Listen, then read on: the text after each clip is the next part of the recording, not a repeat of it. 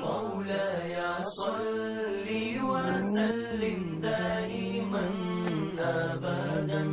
على حبيبك خير الخلق كلهم بحمد اللہ تعالی ہمارا پیارا نبی صلی اللہ علیہ وسلم کی سیرت طیبہ کا سیرت کورس کے عنوان سے سلسلہ چل رہا ہے۔ آپ صلی اللہ علیہ وسلم کو بھی میرے اللہ نے نبوت عطا فرمائی اور آپ سے قبل میرے اللہ نے باقی انبیاء کرام کو بھی نبوت عطا فرمائی۔ آپ صلی اللہ علیہ وسلم کی نبوت اللہ نے دائمی نبوت عطا فرمائی اور باقی جو انبیاء کرام کی نبوت تھی وہ عارضی نبوت تھی، ایک علاقہ، ایک وقت اور ایک قوم تک محدود تھی۔ میرے اللہ نے اس چیز کا قرآن کریم کے اندر اظہار فرمایا کہ وَإِلَىٰ عَادٍ أَخَاهُمْ هُودًا، ہم نے ہود علیہ السلام کو قوم عاد کی طرف نبی بنا کر بھیجا۔ اسی طرح ہم نے صالح علیہ السلام کو قوم سمود کی طرف نبی بنا کر بھیجا۔ آپ صلی اللہ علیہ وسلم سے قبل میرے اللہ نے جب نوح علیہ السلام کو نبوت عطا فرمائی تو اللہ تعالیٰ نے اعلان فرمایا وَلَقَدْ أَرْسَلْنَا نُوحًا إِلَىٰ قَوْمِهِ، میں نے نوح علیہ السلام کو ایک قوم کی طرف نبی بنا کر بھیجا۔ اسی طرح اللہ تعالیٰ نے اعلان فرمایا وَإِلَىٰ مَدْيَنَ أَخَاهُمْ شُعَيْبًا، میں نے شعیب علیہ السلام کو اہل مدین کی طرف نبی بنا کر بھیجا۔ جب میرے اور آپ کے پیارے آقا سید الانبیاء، امام الانبیاء، خیر الورا، احمد مجتبیٰ، محمد مصطفیٰ صلی اللہ علیہ وسلم کی نبوت کی باری آتی ہے تو میرے اللہ نے اب ایک قوم والا ضابطہ ختم کر دیا، ایک قبیلے اور ایک علاقے والا ضابطہ ختم کر دیا۔ میرے اللہ نے ایک محدود وقت والا ضابطہ ختم کر دیا، کیونکہ اب میرے اللہ اپنے حبیب صلی اللہ علیہ وسلم کو صرف نبی نہیں بنا کر بھیج رہے بلکہ آخری پیغمبر، رسول اور نبی بنا کر بھیج رہے ہیں۔ آپ صلی اللہ علیہ وسلم کو اللہ تعالیٰ نے صرف نبوت نہیں بلکہ ختم نبوت عطا فرمائی۔ میرے اللہ نے جب آپ صلی اللہ علیہ وسلم کو نبوت عطا فرمائی تو آپ کی نبوت کے بارے میں میرے اللہ نے کلی دائمی نبوت کا اعلان فرمایا کہ وَمَا أَرْسَلْنَاكَ إِلَّا كَافَّةً لِلنَّاسِ، ہم نے آپ کو کل کائنات کی طرف نبی بنا کر بھیجا ہے۔ آپ صلی اللہ علیہ وسلم کو میرے اللہ نے خود حکم دیا کہ قُلْ يَا أَيُّهَا النَّاسِ إِنِّي رَسُولُ اللَّهِ إِلَيْكُمْ جَمِيعًا، کہ آپ لوگوں کو خود فرما دیجئے کہ اے لوگوں، مجھے میرے اللہ نے کل کائنات کی طرف نبی بنا کر بھیجا ہے۔ آپ صلی اللہ علیہ وسلم کا فرمان مبارک بھی موجود ہے کہ فرماتے ہیں کہ میرے اللہ نے جتنے بھی نبیوں کو بھیجا ان کو ایک خاص قوم کی طرف نبی بنا کر بھیجا، لیکن میرے اللہ نے مجھے عام پوری دنیا کی طرف نبی بنا کر بھیجا۔ آپ صلی اللہ علیہ وسلم کو اللہ تعالی نے اتنی عالی شان نبوت عطا فرمائی۔ اب بات یہ ہے کہ چونکہ ہم نے آپ صلی اللہ علیہ وسلم کی نبوت سے قبل کی چند ابتدائی باتیں پڑھنی ہیں، یہ مختصر آپ صلی اللہ علیہ وسلم کی نبوت اور باقی انبیاء کرام کی نبوت کے اندر جو ایک مختصر سا فرق تھا وہ آپ حضرات کے سامنے واضح کر دیا۔ آپ صلی اللہ علیہ وسلم کو اللہ تعالی نے نبوت عطا فرمائی، اس سے قبل ہی آپ صلی اللہ علیہ وسلم کی شرافت کا، آپ کی صداقت کا، آپ کی امانت کا نبوت ملنے سے پہلے پورے علاقے کے اندر صرف چرچا نہیں تھا بلکہ خوب چرچا تھا۔ آپ صلی اللہ علیہ وسلم کی طرح میرے اللہ نے باقی انبیاء کرام کو بھی نبوت عطا فرمائی، ان سے پہلے میرے اللہ نے نبوت عطا کرنے سے قبل ان انبیاء کرام کے اندر شرافت بھی رکھی، صداقت بھی رکھی، امانت بھی رکھی۔ ہر نبی کو میرے اللہ نے نبوت ادا کرنے سے پہلے جو ان کی زندگی تھی ان کو پاک، محفوظ اور صاف رکھا۔ انبیاء کرام کے نفس کو میرے اللہ نے ابتدا یعنی ولادت بسعادت سے لے کر انبیاء کرام کے نفس کو اللہ تعالی نے کفر اور شرک سے محفوظ رکھا۔ یعنی اگر کسی نبی کو ابھی نبوت اور رسالت نہیں ملی تو اس کے باوجود نبوت ملنے سے قبل وہ نبی وقت کا ولی بھی ہوتا تھا اور وہ وقت کا صدیق بھی ہوتا تھا، اپنے علاقے کے اندر امانت داری کے اندر انتہائی مشہور ہوتا تھا۔ یہ تو ہے اوصاف نبوت کے بارے میں۔ اس کا میرے اللہ نے سورۃ الانبیاء کے اندر ذکر بھی فرمایا، وَلَقَدْ آتَيْنَا إِبْرَاهِيمَ رُشْدَهُ مِنْ قَبْلُ وَكُنَّا بِهِ عَالِمِينَ، کہ ہم نے ابراہیم علیہ السلام کو جو رشد و ہدایت ان کے اندر دیکھی وہ ہم پہلے سے جانتے تھے۔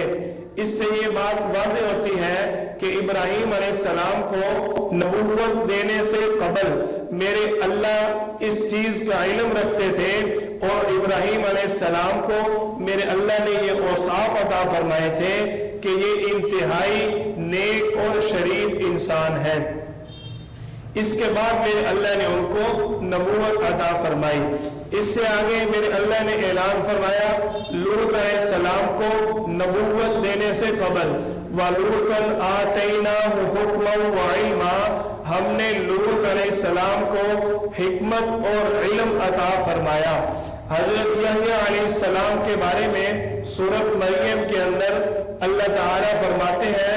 یا یحییٰ خُذِ الکتاب بقوۃ وَآتَيْنَاهُ الْحُکْمَ صَبِیًّا، کہ ہم نے یحییٰ علیہ السلام کو نا اللہ تعالیٰ حکم فرما رہے ہیں۔ حضرت یحییٰ علیہ السلام کے بارے میں اللہ تعالیٰ آپ صلی اللہ علیہ وسلم کو آگاہ فرما رہے ہیں کہ آپ کو جو ہم نے نبوت دی اس سے قبل ہی ہم نے آپ کی زندگی کو محفوظ رکھا، آپ کی زندگی کے اندر شرافت کو لازم قرار دیا۔ حضرت یحییٰ علیہ السلام کو ابھی میرے اللہ نے نبوت عطا نہیں فرمائی تھی، وَآتَيْنَاهُ الْحُكْمَ صَبِيًّا، اللہ تعالیٰ فرما رہے ہیں کہ ہم نے یحییٰ علیہ السلام کو لڑک بند نوجوانی کے اندر ہی علم و حکمت عطا کر دیا تھا۔ اس سے یہ بات واضح ہوتی ہے کہ نبی کو نبوت ملنے سے قبل میرے اللہ نے ان کی زندگی کو بابرکت اور محفوظ رکھا۔ آپ صلی اللہ علیہ وسلم سے قبل اس سے ایک واقعہ بھی آپ حضرات کے سامنے ذکر کر دیتے ہیں کہ آپ صلی اللہ علیہ وسلم سے قبل اللہ تعالیٰ نے انتہائی خوبصورت جو پیغمبر بھیجے حضرت یوسف علیہ السلام جن کا نام ہے، ابھی ان کو نبوت نہیں ملی تھی کہ انہوں نے اپنے آپ کو ہر قسم کے گناہ سے محفوظ رکھا۔ جو واقعہ آپ حضرات نے سنا ہوا ہے، جو قرآن کریم 12ویں اور 13ویں پارے کے اندر سورۃ یوسف کے اندر میرے اللہ نے اس کا ذکر بھی فرمایا کہ حضرت یوسف علیہ السلام کو ابھی نبوت نہیں ملی تھی، نبوت ملنے سے قبل ہی ان کو گناہ کے ساتھ نفرت تھی، انہوں نے اپنے دامن کو پاک اور محفوظ رکھا۔ یہ تو تھا باقی انبیاء کرام کے بارے میں۔ آپ صلی اللہ علیہ وسلم کے بارے میں بھی یہ بات ملتی ہے، حضرت علی رضی اللہ تعالیٰ عنہ سے مروی ہے کہ میں نے آپ صلی اللہ علیہ وسلم سے سوال کیا۔ حضرت علی رضی اللہ تعالیٰ عنہ فرما رہے ہیں کہ میں نے آپ صلی اللہ علیہ وسلم سے سوال کیا، یا رسول اللہ، آپ نے اپنی زندگی کے اندر نبوت ملنے سے قبل یا بچپن میں کبھی بتوں کی پوجا کی ہو؟ یہ حضرت علی رضی اللہ تعالیٰ عنہ سوال اس لیے کر رہے ہیں کیونکہ آپ صلی اللہ علیہ وسلم کے خاندان میں ہی بتوں کی پوجا کرنے والے موجود تھے۔ ابو طالب نے آپ صلی اللہ علیہ وسلم کی پرورش کی، وہ بتوں کا پجاری تھا، تو اس لیے حضرت علی رضی اللہ تعالیٰ نے سوال کیا۔ اس سوال کے اندر کوئی حیرانگی والی بات نہیں ہے، جب حضرت علی رضی اللہ تعالی نے سوال کیا، آپ صلی اللہ علیہ وسلم نے فرمایا کہ میں نے کبھی بھی شرک نہیں کیا، اللہ تعالی نے ہر نبی کو کفر اور شرک سے ہمیشہ محفوظ رکھا، اور نہ ہی میں کبھی شراب کے نزدیک گیا۔ آپ صلی اللہ علیہ وسلم کے بارے میں کثیر روایات کے اندر یہ بات ملتی ہے کہ آپ نبوت ملنے سے قبل ہی انتہائی شریف، حسن اخلاق، کمال ایمان، اور آپ صلی اللہ علیہ وسلم شرک سے پاک زندگی رکھتے تھے۔ اسی طرح ایک مرتبہ حضرت حارث بن زید آپ صلی اللہ علیہ وسلم کے ساتھ طواف کر رہے ہوتے ہیں، اور اس دور میں بیت اللہ کے گرد جو ہے مشرکین مکہ نے بتوں کو بھی رکھا ہوتا ہے، تو ایک بت کو حضرت حارث بن زید جو ہے یہ ہاتھ لگاتے ہیں طواف کے دوران۔ آپ صلی اللہ علیہ وسلم نے ان کو منع فرما دیا، ابھی نبوت نہیں ملی تھی، آپ صلی اللہ علیہ وسلم نے ان کو منع فرما دیا۔ پھر جب دوسرا چکر تھا طواف کا، انہوں نے پھر ہاتھ لگایا تو نبی صلی اللہ علیہ وسلم نے سختی سے منع فرمایا۔ حضرت حارث بن زید رضی اللہ تعالیٰ عنہ فرماتے ہیں آپ صلی اللہ علیہ وسلم کے اس منع فرمانے کے بعد میں نے پوری زندگی کبھی بتوں کو ہاتھ نہیں لگایا، پوجا کرنا تو درکنار۔ آپ صلی اللہ علیہ وسلم کے دل میں غیر اللہ کے نام پر پکی ہوئی چیزوں کو بھی انتہائی نفرت تھی۔ ابھی نبوت نہیں ملی کہ قریش والوں نے نبی صلی اللہ علیہ وسلم کی دعوت کی، اور اس دعوت کے اندر آپ صلی اللہ علیہ وسلم کے سامنے جب کھانا رکھا گیا تو آپ صلی اللہ علیہ وسلم نے کھانا نہ کھایا، انکار فرما دیا۔ بعد میں صحابی رسول نے عرض کی، یا رسول اللہ کہ آپ نے کبھی اس طرح نہیں فرمایا کہ کھانا ہو اور آپ کو دعوت دی جائے اور آپ اس دعوت کا انکار کریں، کیونکہ آپ کی سنت مبارکہ ہے دوسرے دوست بھائی ساتھی کی دعوت کو قبول کرنا، تو آپ نے انکار کیوں فرمایا؟ آپ صلی اللہ علیہ وسلم نے فرمایا کہ جو میرے سامنے قریش والوں نے کھانا رکھا تھا وہ غیر اللہ کے نام پر پکایا گیا تھا، اس لیے آپ صلی اللہ علیہ وسلم نے اس کھانے کو کھانے سے انکار فرما دیا۔ ابتدائی مراحل میں آپ صلی اللہ علیہ وسلم کو نبوت کیسے ملتی ہے، اس سے قبل ایک بات آپ ذہن کے اندر رکھیں کہ اللہ تعالی نے آپ صلی اللہ علیہ وسلم کو اور باقی جتنے بھی انبیاء کرام گزرے ان کو مشرکین اور فاسقین سے علیحدہ رکھا۔ مشرکین کہتے ہیں شرک کرنے والے کو، فاسق کہتے ہیں گناہ گار کو۔ انبیاء کرام کو اور آپ صلی اللہ علیہ وسلم کو مشرکین اور فاسقین سے دور کیوں رکھا؟ کیونکہ گناہوں سے بچنا بھی ایک عبادت ہے،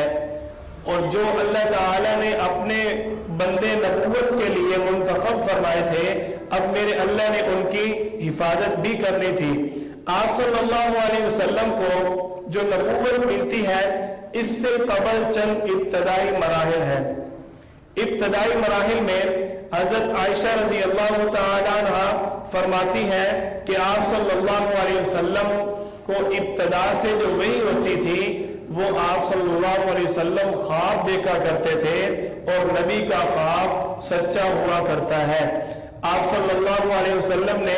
خود صحیح مسلم کے اندر فرمایا، حضرت ابو ہریرہ رضی اللہ تعالیٰ عنہ راوی ہے، ارشاد فرمایا کہ جو شخص زیادہ سچا ہوتا ہے اس کو زیادہ سچے خواب آتے ہیں۔ آپ صلی اللہ علیہ وسلم سے بڑھ کر اس کائنات کے اندر کون سچا ہو سکتا ہے؟ اور ویسے بھی انبیاء کرام کا یہ وصف ہے، خصوصیت ہے، شان ہے، مقام ہے، مرتبہ ہے کہ ان کو میرے اللہ نے یہ خصوصیت عطا فرمائی کہ انبیاء کرام کا خواب ہمیشہ سچا ہوا کرتا ہے۔ انبیاء کرام کو جو خواب آتا ہے اس کی حکمت اللہ کی طرف سے نبوت کو پیغام ہوتا ہے۔ اسی طرح آپ صلی اللہ علیہ وسلم کو سچے خواب آنا کثرت سے شروع ہو جاتے ہیں، یعنی آپ صلی اللہ علیہ وسلم کو اللہ کی طرف سے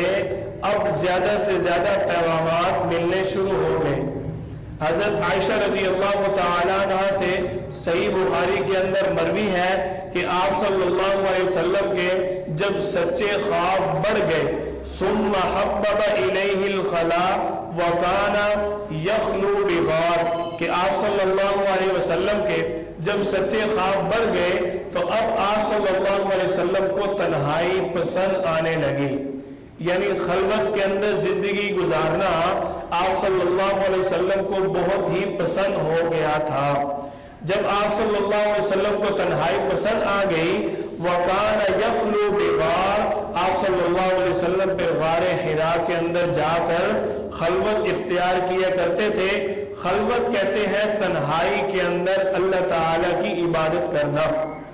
خلوت کہتے ہیں تنہائی اختیار کرنے کو۔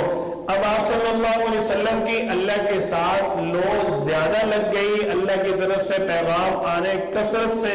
شروع ہو چکے تھے اور آپ کے دل میں بھی اللہ کی محبت بڑھ گئی۔ آپ صلی اللہ علیہ وسلم اب غار حرا کے اندر زیادہ وقت گزارتے ہیں۔ یہی وہ غار حرا ہے جس کے اندر آپ صلی اللہ علیہ وسلم کو اللہ تعالیٰ نے نبوت عطا فرمائی، آپ صلی اللہ علیہ وسلم پر اللہ تعالیٰ نے سب سے پہلے قرآن کریم کی پہلی وحی اتاری۔ آپ صلی اللہ علیہ وسلم کو یہ خلوت پسند آئی۔ یہ خلوت کے بارے میں بھی بات سمجھے کہ اللہ کے جو مقرب لوگ ہوتے ہیں، جن کو اللہ تعالیٰ اپنی رحمت کے لیے چنتے ہیں، جن پر میرے اللہ کی خصوصی رحمت ہوتی ہے، ان لوگوں کو ہی اللہ تعالیٰ نیکی کی خلوت عطا فرماتے ہیں۔ اس کی مثال میرے اللہ نے سورۃ الکہف کے اندر فرمایا وَإِذِ اعْتَزَلْتُمُوهُمْ وَمَا يَعْبُدُونَ إِلَّا اللَّهَ فَأْوُوا إِلَى الْكَهْفِ يَنشُرْ لَكُمْ رَبُّكُمْ مِنْ رَحْمَتِهِ وَيُهَيِّئْ لَكُمْ مِنْ أَمْرِكُمْ مِرْفَقًا۔ اصحاب کہف کے ساتھ میرے اللہ تعالیٰ نے آپ صلی اللہ علیہ وسلم کو جب اصحاب کہف کے بارے میں آگاہ فرمایا تو اللہ تعالیٰ فرما رہے ہیں کہ ہم نے ان کو فرمایا کہ جب تم کافروں سے اور ان کے معبودوں سے الگ ہو جاؤ گے تو اللہ کی طرف تم زیادہ قریب ہو جاؤ گے۔ یہ کام تم تب کرو گے جب تم ایک غار کے اندر جا کر اپنا ٹھکانہ بنا لو گے، پھر تمہارے اوپر اللہ کی رحمت ہوگی۔ جب تمہارے اوپر اللہ کی رحمت ہوگی تو اللہ تعالیٰ بالرحمتہ کے الفاظ فرما رہے ہیں، پھر اللہ کی طرف سے اس بندے پر خاص رحمت ہوتی ہے اور پھر اس کی برکت کیا ہے وَيُهَيِّئْ مِنْ أَمْرِكُمْ مِرْفَقًا، اس کی برکت سے ہمارے سارے کے سارے کام جو ہیں وہ ٹھیک بالکل سر انجام دیے جاتے رہیں گے۔ یہ اللہ کی طرف سے اس خلوت کا صلہ ہے جو ہم اللہ کے نام پر اختیار کریں گے۔ اسی خلوت کے بارے میں میرے اللہ نے ایک اور مقام پر فرمایا، حضرت ابراہیم علیہ السلام کے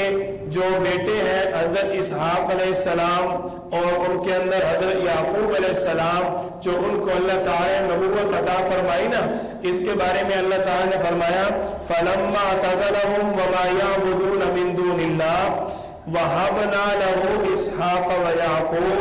وَكُلًّا جَعَلْنَا نَبِيًّا، کہ جب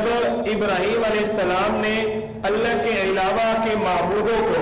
جو اللہ کے علاوہ بت بنائے ہوئے تھے نا، ان کے والد آزر اور جو اس کے بادشاہ تھے اس دور کے جو مشرکین تھے، انہوں نے جو بت بنائے ہوئے تھے، جب ابراہیم علیہ السلام نے ان کو چھوڑ دیا من دون اللہ، اللہ کے علاوہ جتنے بھی ان کے معبود تھے سب کو جب چھوڑ دیا تو میرے اللہ نے ابراہیم علیہ السلام کو کتنی بڑی نعمت عطا فرمائی، وَهَبْنَا لَهُ إِسْحَاقَ وَيَعْقُوبَ، میرے اللہ نے ان کو دو بیٹے عطا فرمائے، وَكُلًّا جَعَلْنَا نَبِيًّا، کہ ان دونوں میں ہر ایک اللہ کا نبی ہے اور اللہ کا مقرب نبی ہے۔ یہ ابراہیم علیہ السلام نے جب اپنے آپ کو شرک سے بچایا اور غیر اللہ سے اپنے آپ کو محفوظ رکھا اور اللہ کے نام پر جب خلوت اختیار کی تو اللہ تعالیٰ نے ابراہیم علیہ السلام کو اتنا مقام اور مرتبہ عطا فرمایا۔ اس آیت سے یہ بات صاف واضح ہوتی ہے کہ اسحاق علیہ السلام اور یعقوب علیہ السلام کو جو میں اللہ نے منصب نبوت پر فائز فرمایا، ابراہیم علیہ السلام کی خلوت اور غیر اللہ سے علیحدگی کی برکت تھی۔ اب آپ صلی اللہ علیہ وسلم کو بھی اللہ تعالیٰ نے نبوت عطا فرمائی۔ آپ صلی اللہ علیہ وسلم کی نبوت تو باقی انبیاء کرام سے عالی شان نبوت تھی، تو آپ صلی اللہ علیہ وسلم باقی انبیاء کرام سے زیادہ خلوت اختیار کرتے ہیں جہاں اللہ کی خود عبادت کی جاتی ہے۔ آپ صلی اللہ علیہ وسلم اب کرتے کیا تھے؟ غار حرا کے اندر اپنے آپ کو خلوت میں لے جاتے، وہاں جا کر کئی دن اللہ کی عبادت کرتے رہتے۔ نبی صلی اللہ علیہ وسلم اپنے ساتھ اپنی اشیاء طعام، کھانے پینے کی جو چیزیں تھیں وہ ساتھ لے جاتے اور پھر دوبارہ غار حرا کے اندر پہنچ جاتے۔ اسی عالم میں اللہ تعالیٰ نے آپ صلی اللہ علیہ وسلم کو، اس سے قبل ایک بات یہ بھی سمجھ لیں کہ آپ صلی اللہ علیہ وسلم کو ابھی نبوت نہیں ملی تھی، تو آپ صلی اللہ علیہ وسلم کا کس شریعت پر عمل تھا؟ سوال بنتا ہے نا۔ تو نبی صلی اللہ علیہ وسلم ملت ابراہیمی پر عمل کیا کرتے تھے، اور اللہ تعالیٰ کی طرف سے آپ صلی اللہ علیہ وسلم کو کشف اور الہام پہنچتے رہتے تھے۔ اللہ کی طرف سے خواب کے اندر آپ صلی اللہ علیہ وسلم کو اللہ کا میسج، اللہ کے پیغام ملتے رہتے تھے۔ آپ صلی اللہ علیہ وسلم نبوت ملنے سے قبل ملت ابراہیمی پر قائم تھے۔ نبی صلی اللہ علیہ وسلم کو اللہ تعالیٰ نے 40 سال کی عمر کے اندر منصب نبوت سے نوازا۔ انشاءاللہ ثم انشاءاللہ یہاں سے ہم اپنا سبق کل لے کر چلیں گے کہ آپ صلی اللہ علیہ وسلم کو اللہ تعالیٰ نے نبوت کیسے عطا فرمائی، نبی صلی اللہ علیہ وسلم پر پہلی وحی کون سی اتری، کیسے نازل ہوئی، کون سا فرشتہ لے کر آیا، کس جگہ پر نازل ہوئی، آپ صلی اللہ علیہ وسلم کی کیفیت کیا تھی، جب آپ صلی اللہ علیہ وسلم کے پاس فرشتہ وحی لے کر آتا ہے تو نبی صلی اللہ علیہ وسلم کی اپنی کیفیت کیا ہو جاتی ہے،